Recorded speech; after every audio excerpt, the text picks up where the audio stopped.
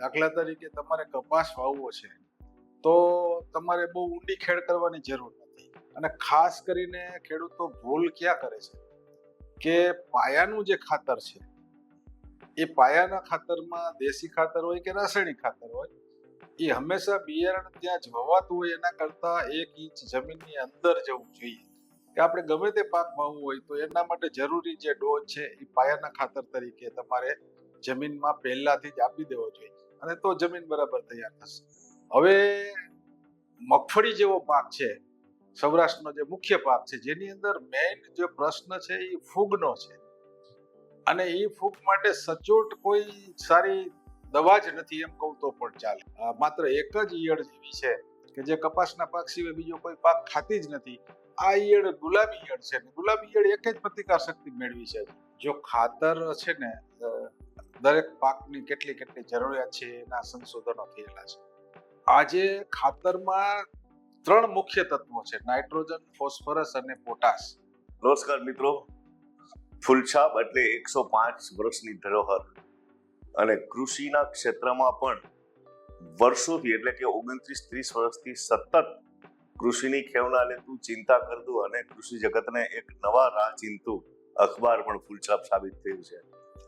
આજે આપણી વચ્ચે ફૂલછાપના મહેમાન બન્યા છે ડોક્ટર થોપણભાઈ ઢોલરિયા સાહેબ, કે જેઓએ વર્ષો સુધી કૃષિ તજજ્ઞ તરીકે ખેડૂતોમાં સેવા આપી છે અને અનેક દેશોના રિસર્ચ હોય, અનેક દેશોના સંશોધનોની અંદર પોતાની જે મહત્તા હોય એમાં એમણે અનેક પ્રકારના સંશોધનોમાં પણ પોતાનો જ્ઞાનનો લાભ ખેડૂતોને આપ્યો છે. વર્ષો સુધી એમણે ડોક્ટર ઢોલરિયાના જ બીજની એક નવી પોતાની પ્રોડક્ટ ઊભી કરી અને લોકોને, ખેડૂતોને ખૂબ સારો બિયારણ પૂરું પાડ્યું છે. ઢોલર સાહેબ નમસ્કાર, આપનું ફૂલછાપમાં સ્વાગત છે. નમસ્કાર ડોક્ટર સાહેબ, એક વાત એ કહેવી હતી કે હવે વરસાદની ઋતુ આવી રહી છે, ખેડૂતો જમીન તરફ વળી ગયા છે, જમીનની બરાબર પોતાની કેર કરી રહ્યા છે, ત્યારે જમીનના પહેલા પાયાના ખાતર તરીકે અથવા તો જમીનની ખેવના માટે શું કરવું છે? જમીનની તૈયારી કરવી. વાવેતર પહેલા કોઈ પણ પાક વાવેતર પહેલા જમીનને તૈયાર કરવાની. એટલે તમારે કયો પાક વાવવો છે ને એ પણ એના અનુસંધાને જમીન તૈયાર થાય. દાખલા તરીકે તમારે કપાસ વાવવો છે તો તમારે બહુ ઊંડી ખેડ કરવાની જરૂર નથી. પણ મગફળી વાવવી છે તો તમે ઊંડી ખેડ કરો તો પણ ચાલે. એટલે સૌરાષ્ટ્રના મુખ્ય પાકો પૈકી આ 2 પાક જે રોકડિયા પાક છે એમાં કપાસ અથવા મગફળી બંને ગમે તે વાવવાનું હોય તો એની અંદર ઊંડી ખેડ કરી અને એનું તમારે જે બિયારણ માટે વાવેતરની જાત પસંદ કરવાની છે, ઉભળી કે આડી કે વધારે વહેલી પાકતી, મોડી પાકતી, એ પ્રમાણે તમારે વાવેતરનું અંતર રાખીને ચાસ નાખવાના છે. અને ખાસ કરીને ખેડૂતો ભૂલ ક્યાં કરે છે કે પાયાનું જે ખાતર છે એ પાયાના ખાતરમાં દેશી ખાતર હોય કે રાસાયણિક ખાતર હોય એ હંમેશા બિયારણ ત્યાં જ વવાતું હોય એના કરતા 1 ઇંચ જમીનની અંદર જવું જોઈએ. એટલે જમીન તૈયાર કરતી વખતે ખાસ ધ્યાન રાખવાનું છે કે આપણે ગમે તે પાક વાવવું હોય તો એના માટે જરૂરી જે ડોઝ છે એ પાયાના ખાતર તરીકે તમારે જમીનમાં પહેલાથી જ આપી દેવો જોઈએ અને તો જમીન બરાબર તૈયાર થશે. અચ્છા, જમીન તૈયાર થઈ ગયા પછી બિયારણની વાત આવે તો આજે મોટા ભાગે આપણે એવું કહેતા હોય છો કે કોઈ પણ બિયારણ વાવો, હવે આધુનિક ટેકનોલોજી મુજબ આ બિયારણને પટ આપી દે, એટલે કે એક દવા જે એની સ્પેશિયલ હોય છે કે તમને ભવિષ્યમાં વધુ વરસાદ થાય, ઓછો વરસાદ થાય તો વધુ વરસાદને કારણે ફૂગ ના આવી જાય અથવા અન્ય રોગોથી એને આપણા બિયારણને બચાવી શકાય. આવી પરિસ્થિતિ માટે આપ શું કરવામાં? સામાન્ય રીતે મોટા ભાગના જે પાકો છે એમાં બિયારણને પટ આપવાનો એક નિયમ હોય છે. એટલે કંપનીઓ બીજને પટ આપતી હોય છે. હવે મગફળી જેવો પાક છે, સૌરાષ્ટ્રનો જે મુખ્ય પાક છે, જેની અંદર મેઇન જે પ્રશ્ન છે એ ફૂગનો છે. અને એ ફૂગ માટે સચોટ કોઈ સારી દવા જ નથી એમ કહું તો પણ ચાલે. પણ એના માટે ટ્રાઇકોડર્મા જે બેક્ટેરિયા છે, જે જીવાણુ, જે ફૂગ જ છે, અને એ સ્ક્લેરોસિયમ ફૂગને ખાય તો એ ટ્રાઇકોડર્મા જમીનમાં આપણે પહેલા આપી દેવા જોઈએ. હવે આના માટે ખેડૂતોએ ખરેખર સસ્તો ઈલાજ એ કરવાની જરૂર છે કે બજારમાં મળતા ટ્રાયકોડર્મા કે જુનાગઢ યુનિવર્સિટીમાંથી મળતા ટ્રાયકોડર્મા તમે લઈ આવી અને તમારા ઘરે 5-10 કિલો સડેલું છાણ હોય કે લોટ હોય એની અંદર મિક્સ કરી અને છાંયે 15-20 દિવસ તમે રાખશો ઢાંકીને, તો એની અંદર અસંખ્ય પ્રકારના ટ્રાયકોડર્મા થઈ જશે. અને એ તમે પાયાના ખાતર સાથે જો વાવશો ને તો તમારી મગફળીમાં કોઈ પણ ફૂગનો રોગ નહીં આવે. આમ છતાં મગફળી માટે પટ આપવું ખૂબ જ જરૂરી છે. એટલે સૂકનો જે રોગ કહી છે આપણે, ઉગતા સાથે જે સુકાતો હોય, એમાં થાયરમ બહુ મહત્વનું છે. એટલે હવે ખરેખર પ્રવાહી રૂપમાં પણ થાયરમ આવે છે. એટલે થાયરમ સાથે બીજી કોઈ પણ સારી દવાનો પટ આપવું અને કપાસની અંદર ચૂસિયા જીવાત અને ફૂગનો જે રોગ ન લાગે એના માટે તમારે કપાસની અંદર થાયોમેથોક્ઝામ અત્યારે ખાસ જરૂરી છે, અથવા તો ઇમિડાક્લોપ્રિડનો પટ આપવો જોઈએ. પણ સામાન્ય રીતે કપાસ હાઇબ્રિડ છે એટલે ખેડૂતોને દર વર્ષે નવો જ લેવો પડતો હોય છે. ત્યારે કંપનીઓએ કપાસના બિયારણને એ ટ્રીટમેન્ટ આપેલી જ હોય છે, એટલે એમાં લગભગ કંઈ કરવાની જરૂર રહેતી નથી. ડૉક્ટર સાહેબ, ખેડૂતો જ્યારે બિયારણની ખરીદી કરવા જાય છે ત્યારે વર્ષોથી આપણે જોતા આવીએ છીએ કે આપણી ખેડૂતોને વધુ ઉત્પાદન મળે, ગુણવત્તાસભર ઉત્પાદન મળે, એના માટે મોન્સાન્ટો કંપની જે અહીંયા એક આપણને બોલગાર્ડનું એક અહીંયા મોટા ભાગે વાવેતર કરવા માટે આપી ગઈ, એ ટેકનોલોજી જે બોલગાર્ડની હતી, બેથેલિન ફ્યુરેન્સિસ નામના આ જીનની, તો એ બોલગાર્ડની પદ્ધતિનો ઉપયોગ જે રીતે આપણને સરકાર દ્વારા અને કંપની દ્વારા સૂચવવામાં આવ્યો હતો અને તમારા જેવા વૈજ્ઞાનિકોએ સૂચવ્યો હતો, એમાં ક્યાં ભૂલ થઈ? આપણે જે ટેકનોલોજી હતી ને ઈયળ, એનું ટેકનોલોજી કપાસના પાકમાં દાખલ કરીએ એટલે એમાંથી એક પ્રકારનું પ્રોટીન પેદા થાય. આ પ્રોટીન ઈયળ ખાય તો ઈયળને પેરાલાઇસિસ કે પક્ષઘાત થઈ જાય અને ભૂખી મરી જાય. હવે એ ટેકનોલોજી સામે આપણે નોન બીટી એટલે કે જેમાં ઈ જીન ન હોય એવા કપાસ વાવવાના હતા, તો ને ઈ ઈયળ ખાઈને એનું જીવન ચલાવે. પરંતુ બન્યું એવું કે ખેડૂતોએ નોન બીટી કપાસ ન વાવ્યા અને બધા બીટી કપાસ જ વાવતા રહ્યા. એટલે કોઈ પણ જીવ છે એ પ્રતિકાર શક્તિ પેદા કરે, કુદરત એને શક્તિ આપે જ. એટલે આ જે જીવાત છે એ બીટીની સામે ધીરે ધીરે ઝેર પચાવીને પ્રતિકાર શક્તિ મેળવી અને આજે માત્ર એક જ ઈયળ એવી છે કે જે કપાસના પાક સિવાય બીજો કોઈ પાક ખાતી જ નથી. આ ઈયળ ગુલાબી ઈયળ છે. ગુલાબી ઈયળ એક જ પ્રતિકાર શક્તિ મેળવી છે. બીજી ઈયળોને તો હજી પ્રતિકાર શક્તિ નથી, અત્યારે સંપૂર્ણ કંટ્રોલ મળે જ છે. તો આ ટેકનોલોજી આપણે સાચવી શક્યા કે સારી રીતે કે નિયમ પ્રમાણે કે સાયન્ટિફિક કે વૈજ્ઞાનિક રીતે આપણે વાપરી શક્યા નથી. ખેડૂતો આડેધડ આપણે વાપરી એટલા માટે થોડું વહેલું આજે જરૂરિયાત બીજી ટેકનોલોજી ઊભી થઈ. આ બીટી ટેકનોલોજીના કપાસના બિયારણને જે રીતે ખેડૂતોને વાવવામાં કહેવામાં આવતું અને ફરતી 2 ચાસ જે છે એ આપણી નોન બીટીની વાવવી, અને એ કંપનીઓ જે પણ આ બિયારણ પૂરું પાડતી દરેક કંપનીઓ દ્વારા એક નિયમબદ્ધ રીતે આ 2 ચાસ માટેની પણ નોન બીટી બિયારણ પૂરું પાડવામાં આવતું. એ ન વાવ્યું એટલે આપણને આ જે ગુલાબી ઈયળનો પ્રતિકાત્મક શક્તિ ઘટતા એનો ઉપદ્રવ વધવા લાગ્યો છે. સાહેબ, એ બીટી કપાસની વાત થઈ, રોકડિયા પાકની વાત થઈ, થોડી ખાતરની વાત કરી લઈએ કે ખાતર કઈ રીતે અને કેવી રીતે કયા સમય આપવું જોઈએ? જો ખાતર છે ને, દરેક પાકની કેટલી જરૂરિયાત છે એના સંશોધનો થયેલા છે. હવે દાખલા તરીકે લાંબા પાનવાળા પાક હોય તો એને ખાતર નાઇટ્રોજનની વધારે જરૂરિયાત હોય, અને મગફળી જેવા પાક હોય તો એમાં ફોસ્ફરસની વધારે જરૂરિયાત હોય. તો આજે ખાતરમાં 3 મુખ્ય તત્વો છે: નાઇટ્રોજન, ફોસ્ફરસ અને પોટાશ. આ 3 તત્વો છોડને ખોરાકના મુખ્ય તત્વો છે, એટલે એને વધુ પ્રમાણમાં આપણે આપીએ છીએ ઠેલીબંધ. જ્યારે ગૌણ તત્વોમાં કેલ્શિયમ, મેગ્નેશિયમ ને સલ્ફર છે. તો આ તત્વો છે એ ગૌણ તત્વો છે, એટલે એને આપણે એકરે કિલોમાં આપીએ છીએ. પણ આ સિવાયના જે સૂક્ષ્મ તત્વો છે, ફેરસ છે કે બોરોન છે કે મેગ્નેશિયમ, મેંગેનીઝ છે કે કોપર છે, એ બધા છે ને આપણે ખોરાકમાં મસાલા કેમ વાપરીએ એવી રીતે મસાલા તરીકે છોડને જરૂરી છે. પણ એમાં એ તત્વો જો ન હોય જમીનમાં તો છોડ છે એ વિકાસ તો કરે પણ એમાં ફળ ફૂલ ઓછા લાગે, અથવા ફળ ફૂલ સારા ન લાગે, અથવા છોડની રોગ પ્રતિકારક શક્તિ ઘટે, એટલે ઉત્પાદન ઉપર ખૂબ અસર કરે છે.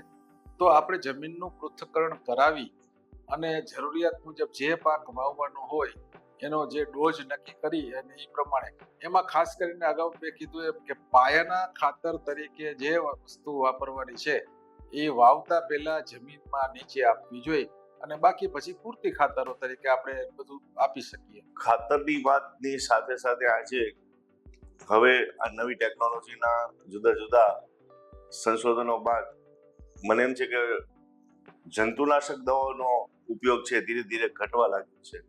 જરૂરી છે તો અમુક પ્રકારના રોગો, અમુક પ્રકારની જીવાતોનો ઉપદ્રવ વધે ત્યારે જરૂરિયાત મુજબ એ છાંટવાની જરૂરિયાત પડે જ છે. પરંતુ જેમ આપણે વાત કરી કે બિયારણના પટ આપી કે વિટાવેક્સ છે તો એનો પટ આપ્યો તો આપણે એ બિયારણમાં થોડુંક સેફ થઈ ગયું.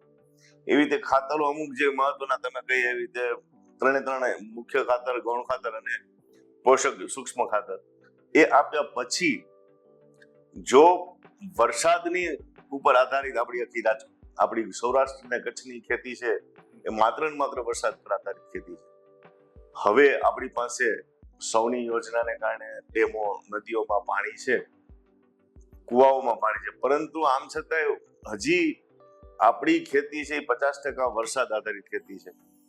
તો વરસાદ આધારિત ખેતીમાં સાહેબ વરસાદ આગળ પાછળ થાય, ક્યારેક મોડો થાય અથવા ઓછો પડે અથવા તો વધુ પડે તો એમાં કયા પ્રકારના બિયારણો વાવવા જોઈએ અને કયા પ્રકારની કાળજી લેવી જોઈએ એ વિશે જરા એમાં નીતુભાઈ આપણે પહેલી વાત કરી જંતુનાશક દવાની, પણ એના ઉપર પછી જઈએ. પણ જે વરસાદની ઋતુમાં પાક આપણે ઉગાડવાનો છે એમાં બે પ્રશ્નો બને.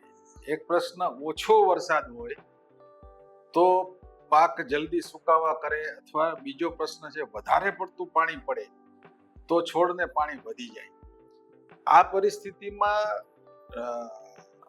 પરિસ્થિતિનું પણ વૈજ્ઞાનિકોએ સંશોધન કર્યું છે અને સમુદ્રમાંથી જે વનસ્પતિ થાય છે આ વનસ્પતિના જુદા જુદા એક અર્ક બનાવેલા છે જેમાં પણ એક ફૂગના તત્વો સામેલ છે. આપણે શેવાળ કહીએ એક પ્રકારનો. તો ઈ દાણાદારના રૂપમાં પણ આવે છે અને પ્રવાહીના રૂપમાં પણ આવે છે. એટલે દાણાદારના રૂપમાં જો આવે એ જમીનમાં આપણે નાખવું પડે અને પ્રવાહીના રૂપમાં જે આવે છે એ આપણે ઉપરથી છાંટવું પડે. એને આપણે જો છાંટશું કે એ વાપરશે ખેડૂતો તો ઓછા ભેજની પરિસ્થિતિમાં પણ પાક ટકી શકશે અને વધારે ભેજ કે વધારે વરસાદ થાય તો પણ એને પાણી નહીં લાગે. એટલે આમાં દાણાદાર જે સીવીડ એક્સટ્રેક્ટ જેને આપણે કહીએ છીએ, અને સરકારે હવે બાયોસ્ટિમ્યુલન્ટ હેઠળ એને ફર્ટિલાઇઝર કાયદામાં પણ હમણાં લીધું છે. એટલે હવે ખેડૂતોને બધી સારી વસ્તુઓ મળશે. આ ઉપરાંત બીજો પણ નેનો ટેકનોલોજી નિર્મિત જે અલગ અલગ સૂક્ષ્મ તત્વો છે એ પણ આવી વિપરીત પરિસ્થિતિ જેને આપણે કહીએ કે ભાઈ અછતની પરિસ્થિતિ કે વધારે જરૂર પરિસ્થિતિ હોય પાણીની, ત્યારે પણ છોડને ટકાવી રાખવામાં મદદરૂપ થાય છે. અને ખાસ કરીને હમણાં એક નવી ફૂગનો ખાતર તરીકે વપરાશ થાય છે માઇકોરાઇઝા. આ માઇકોરાઇઝા છે એ વૈજ્ઞાનિકોએ શોધી કાઢ્યું કે જંગલના ઝાડ બધા એમનામ કેમ જીવે છે. તો માઇકોરાઇઝા એક ફૂગ મળી એમાંથી, અને એ માઇકોરાઇઝા દાણાદાર અને માઇકોરાઇઝા પ્રવાહી. આમ તો માઇકોરાઇઝાને જમીનમાં જ આપવાનું હોય. માઇકોરાઇઝા તમે આપો એટલે ફૂગ મૂળનો વિકાસ કરે. માઇકોરાઇઝા મૂળની અંદર જઈને છોડને કયા તત્વોની જરૂરિયાત છે એ તત્વો નીચેથી લઈ આવવામાં છોડને મદદ કરે. અને માઇકોરાઇઝા આપણે કેમ અત્યારે ઇન્ટરનેટ છે એવી રીતે છોડ માટે ઇન્ટરનેટનું કામ પણ કરે. એક છોડ બીમાર થયો હોય તો બીજા છોડને એક સંદેશો પણ જાય કે ભાઈ અમારા છોડ ઉપર આ પ્રકારનો હુમલો થયો છે, હવે તમે લોકો તમારી તૈયારી કરજો. તો આ માઇકોરાઇઝા છે એ અત્યારે ખેડૂતોને સેન્દ્રિય કાર્બન ઘટે છે જમીનમાં, કે જે દેશી ખાતરની વપરાશ ઓછો થઈ ગયો છે, એની સામે માઇકોરાઇઝા ખૂબ જ ફાયદાકારક છે. એટલે માઇકોરાઇઝા ખેડૂતોએ ખાસ વાપરવું જોઈએ. સમુદ્રનો અર્કનો જે સીવીડ એક્સટ્રેક્ટ આવે છે એ પણ ખેડૂતોએ ખાસ વાપરવું જોઈએ. આ બે વસ્તુ એ ઉપરાંત સૂક્ષ્મ તત્વોનો જે વપરાશ છે એ પણ કરવો જોઈએ, કારણ કે જમીન ખૂબ વપરાઈ ગઈ છે. એની અંદર જે તત્વો છે પણ લભ્ય સ્વરૂપમાં છોડને ન હોય તો આવું નાનું વિજ્ઞાન ભેગું કરી અને ખેડૂતો જો આ ટેકનોલોજીને બરાબર જાણે અને સમજે તો કરી શકશે. આ વિપરીત પરિસ્થિતિ અત્યારે હવામાનનો જે બદલાવ થઈ રહ્યો છે, ક્લાઇમેટ ચેન્જ આપણે કરીએ છીએ, તો આ ક્લાઇમેટ ચેન્જની પરિસ્થિતિમાં આ પ્રમાણેની ખેતી અને એ પ્રમાણેની જાતો, અલગ અલગ પાકમાં અલગ અલગ જાતો હોય કે જે વાતાવરણમાં ફિટ થતી હોય, એમાં આપણે એ પ્રમાણે પસંદ કરી તો આપણે કોઈ વાંધો આવવાનો નથી. સાચી વાત છે સાહેબ, કે આપણે જેમ કહ્યું કે કપાસની અમુક જાતો છે તો એ વહેલી પાકતી જાતો હોય, મધ્યમ પાકતી જાત હોય, અથવા તો લાંબા સમય સુધી એટલે કે છે દિવાળી સુધી ફરીને 2 કે 3 ઉતાર આપતી પાકો હોય, જેમની પાસે પાણીની વ્યવસ્થા હોય, જેમની પાસે ખાતર અને બાકીની વ્યવસ્થા હોય, તો એ પ્રકારની જે બિયારણની જાત આવે છે એ પસંદગી કરીને જો વાવેતર કરે તો એને સારામાં સારા ગુણવત્તાનું અને વધુ ઉત્પાદન મળવાની શક્યતાઓ વધે છે. આમાં નીતુભાઈ જો ખાતર તમે નાખો ન નાખો પાછળથી નાખી શકાય. અચ્છા. પોષણ તત્વો પાછળથી ઉમેરી શકાય. રાઈટ. જંતુનાશક દવા કે ફૂગનાશક દવા, તમને એક દવાએ કામ ન કર્યું તો બીજી દવા અઠવાડિયા પછી ચેન્જ થઈ શકે, છંટકાવ કરી શકાય, પણ તમે બિયારણને બદલી શકવાના નથી. એટલે બિયારણની પસંદગીમાં જ તમારે ધ્યાન રાખવાનું છે. બિયારણની પસંદગી તમારી જમીન કેવી છે, તમારે પાણી કેવું છે, તમારી જમીન કેટલી ફળદ્રુપ છે, તમારે બીજો પાક લેવો છે કે નહીં, શિયાળુ પાક, તો તમારે વહેલી પાકતી જાત જોશે. તમારે શિયાળુ પાકનું પાણી નથી પણ થોડું ઘણું પાણી કપાસને આપી શકાય એમ છે દિવાળી પછી, તો મધ્યમ કે લાંબી મુદતે પાકતી જાત તમારે જોશે. એટલે બિયારણની પસંદગી એવી જ રીતે મગફળીમાં છે કે મગફળીની અંદર પણ અત્યારે એટલી બધી સરસ મજાની જાતો જુનાગઢ યુનિવર્સિટીએ બહાર પાડી છે કે બદલતા વાતાવરણમાં તમે જોશો છેલ્લા 3-4 વર્ષથી મગફળીનું અઢળક ઉત્પાદન ખેડૂતોને મળી રહ્યું છે. પર એકર જે ઉત્પાદનમાં વધારો થયો છે, આટલું ઉત્પાદન એ નવી જાતોને આભારી છે. અને આ જે બદલતું હવામાન છે ને એ મગફળી માટે અનુકૂળ છે, જ્યારે બદલતું હવામાન કપાસ માટે અનુકૂળ નથી. એટલે હવે જમીનની માવજત, આપણે અગાઉ વાત કરીએ, પોષક તત્વો જો પૂરતા પ્રમાણમાં હોય અને નાની વસ્તુ મેં કીધું એમ ખેડૂતો સમજી શકે, સૂક્ષ્મ તત્વો કે અર્ક કે માઇક્રોરાઇઝા કે એના પોષણ જમીનને કે પાકને પૂરતું પોષણ આપી શકે તો ઉત્પાદન લઈ શકાય છે. બાકી નવા હાઇબ્રિડ કે નવી જાતો સંશોધન કરીને તમે ગમે તેટલી આપો તો એનાથી ઉત્પાદન વધવાનું નથી, કારણ કે મુખ્ય પ્રશ્ન જમીનમાં સેન્દ્રિય તત્વોનો છે અને સેન્દ્રિય કાર્બન અત્યારે જમીનમાં ઘટી રહ્યું છે. તો ઈ સેન્દ્રિય કાર્બનને વધારવા માટે ખેડૂતોએ ખેડ પણ ઓછી કરવી જોઈએ, જમીનને સખત રહેવા દેવી જોઈએ. જેટલી ઓછી ખેડ કરશો એટલો સેન્દ્રિય કાર્બન જમીનમાં વધશે. ડ્રીપ ઇરિગેશનથી પાણી આપશો તો પણ સેન્દ્રિય કાર્બન જમીનમાં વધશે, અને ઝાડની સંખ્યા વધારશો તો પણ સેન્દ્રિય કાર્બન જમીનમાં વધશે.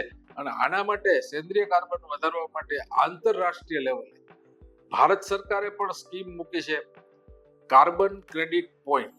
એટલે ખેડૂત જમીનની અંદર એની જમીનમાં કાર્બનનું લેવલ, આ બધું સેટેલાઇટથી થવાનું છે. કાર્બનનું પ્રમાણ કેટલું છે ને કેટલું વધાર્યું તો એ ખેડૂતના ખાતામાં એટલી ક્રેડિટ પોઈન્ટ જમા થશે, અને એ ક્રેડિટ પોઈન્ટ ખેડૂત ઇન્ડસ્ટ્રીઝ વાળાને વેચશે. કારણ કે ઇન્ડસ્ટ્રી જ્યારે પોલ્યુશન ફેલાવે છે ત્યારે એને આ કાર્બન પોઈન્ટ ખરીદવા જરૂરી છે, જેથી કરીને પર્યાવરણની શુદ્ધતા માટે ખેડૂતો વધારે પ્રયત્નશીલ બને. તો આમ બહુ નાની વસ્તુઓ ખેતીમાં, જમીન તૈયારીથી માંડીને, જમીનના પ્રકારથી માંડીને, જાતોની પસંદગીથી માંડીને, જમીનને પોષણ આપવાથી માંડીને, આ બધી વસ્તુઓ નાની છે પણ વિશાળ ફલક ઉપર છે. તો ખેડૂતો ધ્યાન રાખે. આપણે વધારે વિગત બીજા અન્ય પ્રશ્નોમાં પણ કરશું. ડોક્ટર સાહેબ, આજે બિયારણ આપે કહ્યું એમ કે ખૂબ સરસ સારી રીતે આપણી જમીનને, આપણા વાતાવરણને, આપણી જે જમીનની, આપણી પાણીની જે વ્યવસ્થા છે એના આધારિત આપણે પસંદ કરી. એ કર્યા પછી પહેલા તો આપણે ખેડ ને આ બધું જે થતું એ બળદ દ્વારા થતું, પછી ટ્રેક્ટર દ્વારા થવા માંડ્યું. એટલે કે ટેકનોલોજી છે એ ખેતી ક્ષેત્રમાં ખૂબ હવે આગળ વધવા માંડી છે. આજે પહેલા જે જૂના પંપો લઈ અને એ ખેડૂતો જંતુનાશક દવાઓ છાંટતા, એની જગ્યા પર આજે ડ્રોન સિસ્ટમથી દવા છાંટવાનો આખો યુગ આવી ગયો છે. અને એ ડ્રોન સિસ્ટમથી દવા ડ્રોન ખરીદી ના શકે, પરંતુ એક ગામમાં કોઈ પણ ભેગા થઈ અને ડ્રોન ભાડે રાખીને પણ આખું ગામ એ દવાનો છંટકાવ એક પછી એક કરી શકે. આ વિશે આપ શું કહેશો? ખૂબ જ સારી વસ્તુ છે ડ્રોન. એક સરકાર એમાં ખેડૂતોને ખરીદવા માટે પણ સબસિડી આપે છે જી. અને ડ્રોન કોઈ એટલી મોંઘી વસ્તુ નથી, પણ એ ડ્રોનના જે ફાયદા છે ને, એ ફાયદા લેવા માટે આપણે ડ્રોનમાં વાપરવાની જે જંતુનાશક દવાઓ છે કે ખાતર છે, નેનો ખાતર, હા, તો એ યોગ્ય હોવા જોઈએ. અત્યારે ડ્રોનમાં જંતુનાશક દવાઓ કઈ વાપરવી, તો ખેડૂતો જેટલા પ્રમાણમાં પાણી અને દવા વાપરે છે, ડ્રોનથી એટલું પાણી જવાનું નથી. કારણ કે ડ્રોનની અંદર પંપ જે દવા છાંટવાનો છે એ અલ્ટ્રા લો વોલ્યુમ પ્રકારનો પંપ છે, એટલે એ પંપની અંદર તમારે કોન્સન્ટ્રેશન દવાનું વધારે રાખવું પડે. સામાન્ય રીતે દવા કે ખાતર એના જે સંશોધન થયા છે એ 1 એકરમાં એની કેટલી જરૂરિયાત છે, કઈ જીવાત મુજબ, કયા પાક મુજબ, એ પ્રમાણે છે. તો એટલું જ આપણે ડ્રોનથી જવા દેવું જોઈએ, ટેકનિકલ દવાનું તત્વ. અને એના માટે દવાઓ પણ નેનો સ્વરૂપમાં હોવી બહુ જરૂરી છે. આજે દાખલા તરીકે ઇફકો કંપની નેનો યુરિયા ખેડૂતોને માટે આપે છે, એની અંદર ઇફકો ડ્રોન ટેકનોલોજી વાપરવાનો આગ્રહ રાખે છે, અને ડ્રોન ટેકનોલોજી જે ખેડૂતો ઇફકોનો નેનો યુરિયા વાપરે ડ્રોનથી, એના માટે સબસિડી પણ ઇફકો આપે છે. તો આ જે નેનો ફર્ટિલાઇઝર છે, નેનો એટલે સૂક્ષ્મ સ્વરૂપ, 10 લાખ ગણો નાનો ભાગ. કોઈ પણ કણ હોય, કુદરતી કણ, એનો 10 લાખ ગણો નાનો ભાગ, એને આપણે નેનો કહીએ. તો નેનો એક કણમાંથી 10 લાખ કણ બન્યા છે, તો એને જગ્યા વધારે જોશે. અને એ 10 લાખ કણ પાનની અંદર હોલ હોય છે, તો એ હોલની અંદર જવા માટે પણ એ નેનોમાં જ હોલ હોય છે, એમાં નેનો જ કણ જઈ શકે, મોટા કણ નહીં જઈ શકે. તો નેનોની અસરકારકતા, નેનો કણની કે નેનો દવાની અસરકારકતા વધશે. અને ડ્રોનથી મુખ્ય ફાયદો એ છે કે તમારે ઓછા સમયમાં, માનો કે તમે ડ્રોનથી છંટકાવ કર્યો અને 4 કલાક પછી વરસાદ આવ્યો, તો તમારું દવાની અસરકારકતા રહેશે. પણ તમે હાથથી છંટકાવ કરતા હો તો તમે 4 કલાકમાં જે નહીં છાંટી શકો, ડ્રોન તમે 1 કલાકમાં જેટલું તમે છાંટો છો, ડ્રોન માત્ર 5 મિનિટમાં એટલું છાંટી આપશે તમને. સાચી વાત છે. એટલે વરસાદી વાતાવરણમાં આપણે અથવા તો વધારે પડતા વરસાદમાં આપણે ખેતરમાં ચાલી પણ ન શકતા હોય, એવા સમયે ડ્રોનથી છંટકાવ ખૂબ મહત્વનો. પણ સૌથી ડ્રોનની અસરકારકતા એ છે કે ડ્રોનને વાપરવા માટે તમારે પવનની દિશા જોવી પડે અને પવનની કેટલી સ્પીડ છે એના અનુસંધાને. કારણ કે એમાં પાર્ટિકલ એટલે છાંટકાવની સાઇઝ બહુ નાની હોય, જેથી કરીને હવામાં ઉડી ન જાય અને આપણા પાકને પૂરતા પ્રમાણમાં મળે. તો ડ્રોન ટેકનોલોજી ખેડૂતો વાપરે. ડ્રોનમાં અત્યારે પણ હું હજી ફરીથી કહું ખેડૂતોને કે તમારે જો સબસિડી લેવી હોય, તો સબસિડીમાં તમારે ડ્રોન લેવું હોય તો ગાંધીનગરમાં એક કંપની પણ છે અને સરકાર પણ એને સહયોગ આપે છે. અને આઈ ખેડૂત પોર્ટલમાં તમે અરજી કરી શકશો, જેથી કરીને 5-6 લાખનું કે 8 લાખ સુધીના ડ્રોન આવે છે. તો તમે ગમે તે ડ્રોન લઈ શકશો. તમે નીતુભાઈ વાત કરી એમ ગામ દીઠ એક ડ્રોન હોય તો આખા ગામની જમીનનો છંટકાવ થઈ જાય છે. આમાં ભાડેથી તમે તમારા ખેતર માટે સ્પેશિયલ ડ્રોન મગાવશો તો એ મોંઘું પડશે. તમારે 100 વીઘા જમીન કરી દેવી પડશે, ત્યારે ડ્રોન વાળો આવશે. એક ડ્રોન વાળો જે કંપની વાળો હોય કે સર્વિસ પ્રોવાઈડર હોય. આપણો ક્રિકેટર મહેન્દ્રસિંહ ધોની પણ આ ડ્રોન ટેકનોલોજીમાં ખૂબ જ મોટા પાયા ઉપર આવ્યો છે, એની કંપની પણ આ કામ કરી રહી છે. એટલે ખૂબ જ સારું કામ છે. ખૂબ સારી વાત આજે આપણને ખેતી વિશે, ખેતીના કામો વિશે, બિયારણની પસંદગી વિશે, ખાતર વિશે અને વરસાદ આધારિત ખેતી કઈ રીતે આગળ સારી રીતે વધારી શકાય. ઓછું વરસાદ હોય તો પણ તમે ગુણવત્તાસભર વધુ ઉત્પાદન કેવી રીતે મેળવી શકો. સાથે સાથે પાકની કાળજી લેવાની પણ વાત થઈ ગઈ, એના જુદા જુદા ખાતર, ન્યુટ્રિશન આ બધું આપીને. ખેડૂત મિત્રો, હવે સમય છે આપના આ ઉત્તમ વિચારો અને ઉત્તમ માર્ગદર્શન સાથે કામ કરવાનો. કારણ કે સંશોધક અને વૈજ્ઞાનિકો તો આપણને સારી માહિતી અને સારી વાત છે આપણા સુધી પહોંચાડતા હોય છે, પરંતુ એને અમલમાં મૂકીને આપણે આપણું જીવન સુધારીએ, આપણે આપણી ગુણવત્તા સુધારીએ, આપણે આપણા પાકને બબલક પાકમાં ફેરવીએ, એ જવાબદારી આપની છે. અને એના માટે ફરીને અમે ફૂલછાપ જે ઘણા વર્ષોથી એગ્રીકલ્ચર એટલે કે કૃષિ વિશે લખતું આવ્યું છે એ જ પાછી પૂર્તિ અમે ફરીને ટૂંક સમયમાં આપના સમક્ષ મૂકશું. એમાં પણ આપને ખેડૂતોને જુદા જુદા બિયારણો ખરીદવાની, આ ટેકનોલોજીની, વરસાદની અને સાથે સાથે કયા કયા ખાતરો ક્યારે વાપરવા, આ બધા જ તજજ્ઞોએ લખેલા લેખો સાથેની અને એડવર્ટાઇઝમેન્ટ સાથેની એક ખૂબ સારી પૂર્તિ પણ આપને મળશે. ડોક્ટર સાહેબ, આપનો હું ખૂબ ખૂબ આભાર માનું છું. આપણે આપણા બધા જ સૌરાષ્ટ્ર કચ્છના ખેડૂતોને એવી માહિતી આપી કે જેનાથી આ વર્ષે જે નવો પાક ખેડૂતો વાવેતર કરવા માટે જઈ રહ્યા છે ત્યારે એ ખેડૂત ખૂબ સારો પાક મેળવી શકે, ખૂબ સારી રીતે પાકની માવજત કરી શકે. ખેડૂત મિત્રો, મેં વાત કરી એમ કે હવે આજનો જમાનો છે ઓર્ગેનિક ખેતી તરફ, ઓર્ગેનિક પાક તરફ અને ઓર્ગેનિક ખાવાના દરેક ખોરાક તરફ જઈ રહ્યો છે. ત્યારે આવો પાક વાવવા માટે, ગુણવત્તાસભર અને વધુ ઉત્પાદન મેળવવા માટે ખેડૂતો મોટા ભાગે કયા પ્રકારની ભૂલો કરતા હોય છે અને કઈ ભૂલો ન કરવી એ વિશે પણ હવે આપણે વાત કરીશું હવે પછીના એપિસોડમાં.